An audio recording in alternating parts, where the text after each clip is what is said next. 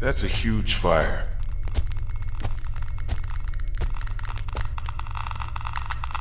Wait, is this radioactive? This is Agent. We may have an SCP object at the... Requesting assistance.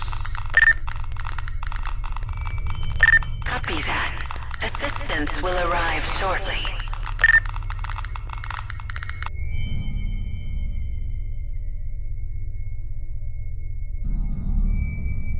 SCP-002 is to remain connected to a suitable power supply at all times, to keep it in what appears to be a recharging mode. In case of electrical outage, the emergency barrier between the object and the facility is to be closed and the immediate area evacuated. Once facility power is re-established, alternating bursts of X-ray and ultraviolet light must strobe the area until SCP-002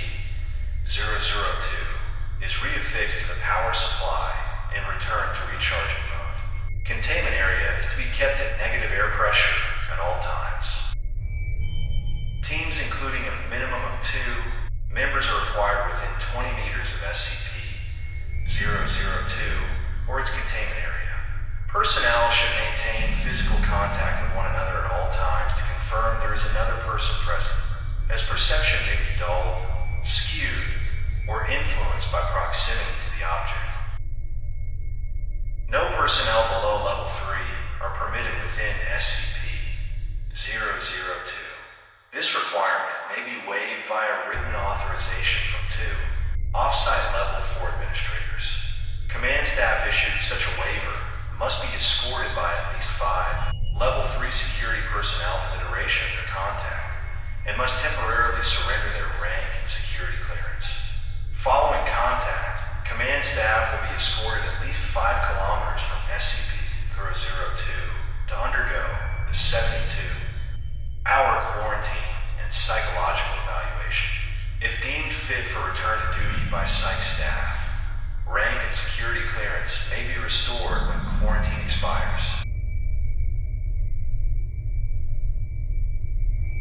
SCP-002 resembles a tumorous, fleshy growth with a volume of roughly 60 cubic meters, or 2,000 feet superscript 3. An iron valve hatch on one side leads to its interior, which appears to be a standard lower-end apartment of modest size. One wall of the room possesses a single window, though no such opening is visible from the exterior. The room contains furniture which, upon close examination, appears to be sculpted bone, woven hair, and various other biological substances produced by the human body. All matter tested thus far show independent or fragmented DNA sequences for each object in the room. Refer to the Mulhausen report, cross-ref, document 00.023.603 for details related to objects discovery. To date, subject has been responsible for the disappearances of 7 personnel. It has also in its time at the facility further furnished itself with 2 lamps, a throw rug, a television, a radio, a beanbag chair, 3 books in an unknown language for children's toys, and a small potted plant. Tests with a variety of lab animals, including higher primates, have failed to provoke a response in SCP-002.